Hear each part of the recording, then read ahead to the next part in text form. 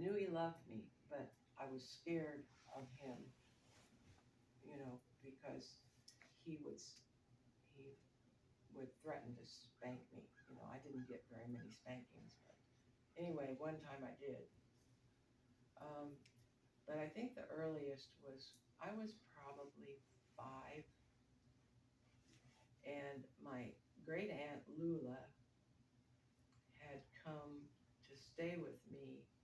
It might have been when my mother was in the hospital or something, I'm not sure.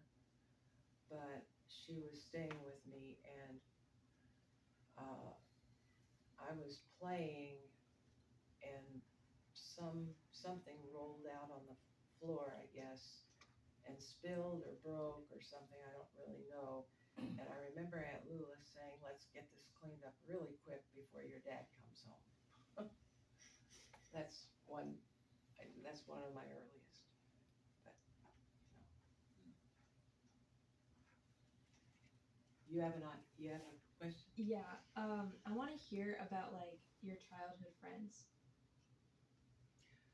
Like, who were the people you hung out with? When I was um, elementary school age, we lived in a neighborhood with a lot of kids, and there was a girl next door by the name of Sharon who was 2 years older. The girl across the street, Sandy, was 1 year older.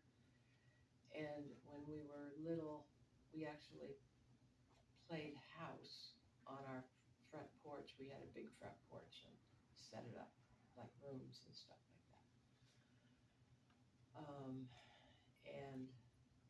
And there were two boys across the street, Freddie and I forget the other one, and Tom across the street, and they were all older.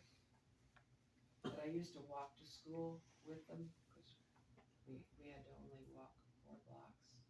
So most of my child in the elementary years, and then I had friends at school, but elementary years it was mostly the neighbors.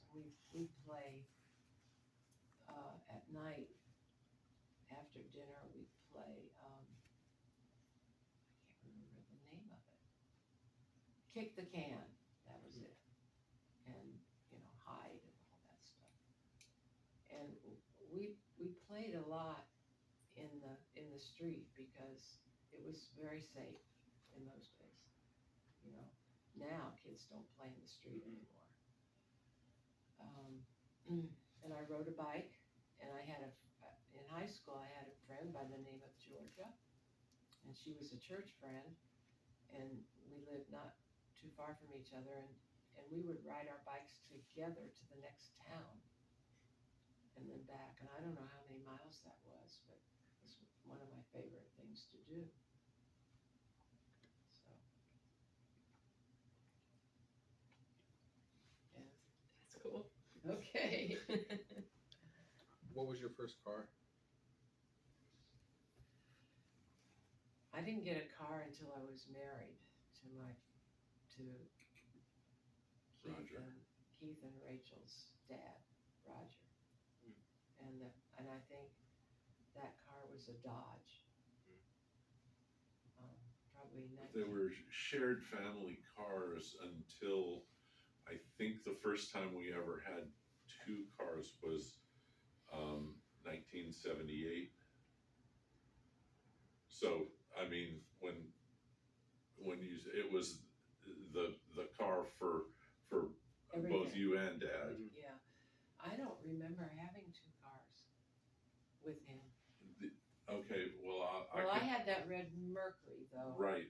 Which I we gave. bought the red Mercury and kept the yellow Impala.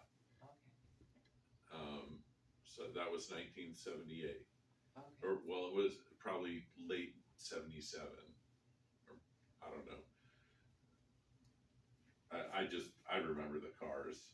Yeah, that's. I should have just asked you. It was in November 17 at 3 o'clock when you I bought do this car. not remember the Dodge. Yeah, the Dodge was red and gray. And I didn't learn. When did I learn to drive? When I was in Wheaton College is when I learned to drive, that's right. But I didn't drive much, you know, because your dad did most of the driving. And the thing that was bad about having the one car all those years was that I couldn't go anyplace during the day. Right, the whole day, if Yeah. the father is away at work, the mother can't drive anywhere. Yeah, so it was pretty confining. I mean, some days, like if people were in an economic situation like that, some days the wife, I think, would drop the husband off at work and then go do all the car things and then pick him up. You know, I don't remember that happening. yeah, but that's something that you could have done then, but you didn't because sexism. Well, I had kids to look after, and I do remember taking Nathan grocery shopping. I do remember that because he was really little and sitting in the thingy, the cart, and the bell rang, and he hummed the same tone, and I was like, oh, he had a good sense of music. I mean, Oh. Wait, this was like the bell for the door being open or something? I don't know like what that? it was. Back in the day, there were bells that rang in the grocery stores, and I don't know why. Oh, in the grocery store, okay. Yeah.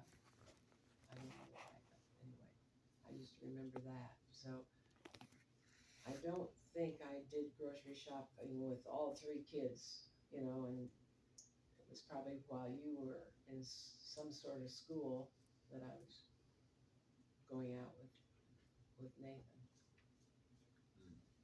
Do you remember going grocery shopping with me, Rachel? I remember one time. One time. Yeah, it was, but I guess it was probably in the evenings mostly for you and me to go grocery shopping with a parent. Wasn't that right? I remember in the evenings with Dad. Yeah. The one time I remember shopping with you was during the day, was before I was old enough to go to school. And I thought that Brock's candy section was a help yourself thing. Oh.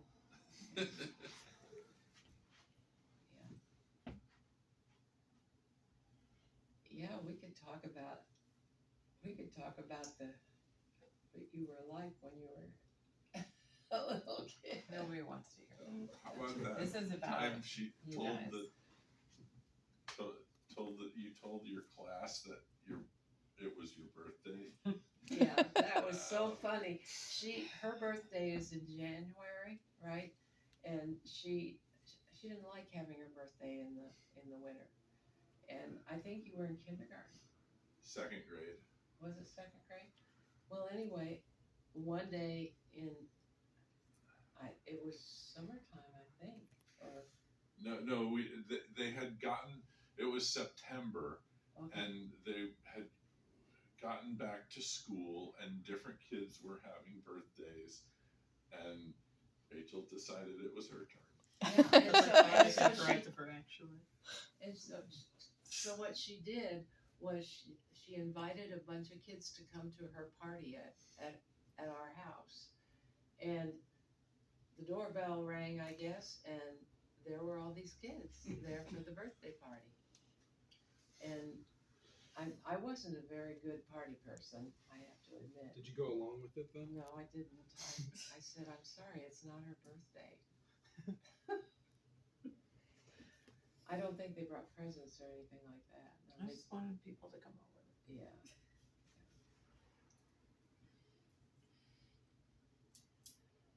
Rachel was just well, all the kids were fun, but she was great fun. That's a spin now. So, questions for you? So you've lived in a lot of different places. And of the people that you met in all those different places, like, who are you still in touch with? And where did you meet them? You know, And Wilmington doesn't count. yeah,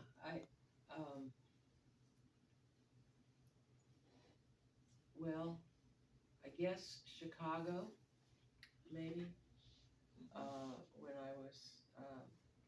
I was executive officer of the Red Cross Midwest region.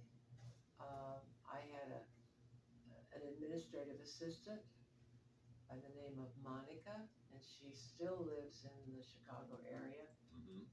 and we keep in touch. But I can't think of other people now that I keep in touch with other than her. This question might be just like a little bit corny, but like, if life was a movie, I guess, like, what time period would have, like, in your life would have made the best plot? The best movie? Yeah. Wow. That's the movie Great. maker. That's a great question. Like, if you had your main character moment, like, what events is this movie covering?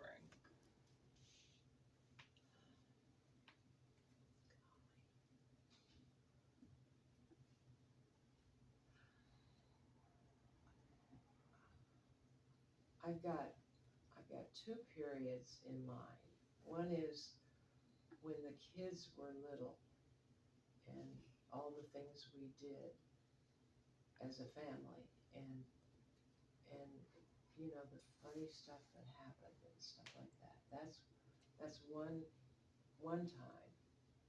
The other time is my career with the Red Cross, because it was, well, actually the whole career was really, really interesting. I mean, to me, of course. I didn't anticipate when I was young that I would have a career, because being born in 1940, you know, Sexism. yeah, you went to college, and you went to college to find your husband, kind of thing. And I didn't find a husband in college, but I ended up marrying a couple of years later. And with the idea that, you know, again, I would have the kids and take care of the house and do all that stuff, and he would be the breadwinner. And I didn't really love that kind of life. I mean, I wanted to do something that I wish I had loved it more, quite frankly. But it was, to start a career was an extremely fulfilling thing for me, because I found out I could do stuff and I could excel at a lot of things in the workplace. And I was promoted rapidly. I found new jobs when we moved, and every new job was a huge challenge, and I learned it. And, you know, I remember moving to Northern Virginia, and I got a job with Sallie Mae. Sallie Mae is the student loan thing. Mhm. And it was a small company at that point, and I was in charge of a whole bunch of stuff that I'd never been in charge of before, including the building. And the building wasn't big enough because the company was growing. And so I went to the president and I said, you know, I think we need to look for a place to build a building that's big enough. And he said, go for it. And so I found a broker, I found a space planner, I found an architect, I did all that stuff, and we built a building in Georgetown, Wow. and 200,000 square feet. And I oversaw that whole thing. Is it still there? Oh yeah, it's still there. But they have offices in other cities now. Then it was just in Washington, D.C. The thing what we have in Reston across Target, where the metro station is it Sally Mae or Fannie Mae? Fannie Mae. Do Fannie they have Mae. any relation? No, No. just that they're both quasi-government organizations, whatever that means. 'Cause they just built a giant Fannie Mae building in the Reston Town Center. Oh, okay. It Yeah, looks they've like- expanded a lot too. It's huge. Yeah. It's like one of the biggest buildings in Reston Town Center now, I think. Very shiny. It's just almost blending in with the sky. So birds are dropping there probably. It's like building of what you see in Wizard of Oz or something like that. Yeah, well, one of the things in that job, besides learning so much, I mean, I was also in charge of human resources, and in those days we had a word processing pool. I was in charge of that, and I was in charge of